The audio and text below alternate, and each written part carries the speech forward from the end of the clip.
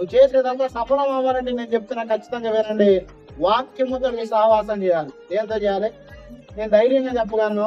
ఈ రోజు పొద్దున్నే ఎంతమంది వాక్యం చదివారు? వాక్యం చదవడానికి క్యాలెండర్ లో చదవడం కాదు. కొంతమందికి భలేగా టెక్నికల్ ఉంటాయి అనమాట. ఏది అవసరం చేయడానికి కూడా పొద్దున్న లేచి క్యాలెండర్ లో వాక్యం చదివేసి వాక్యం చదువుకున్న భ్రమపడతారు. క్యాలెండర్ లో వాక్యం చదవడం కాదు, పొద్దున్న లేచి బయటలో ఎంతమంది చదివారు? కనీసం 3 అధ్యాయాలు చదివారు పొద్దున్న లేచి ఎవరన్నా? ఒక అధ్యాయం. నేనైతే పొద్దున్న లేచి 4 అధ్యాయాలు చదివా. కొరింథీయులకు రాసిన పత్రికలో మొదటి నుంచి 4 అధ్యాయాలు చదివా పొద్దున్న లేచి.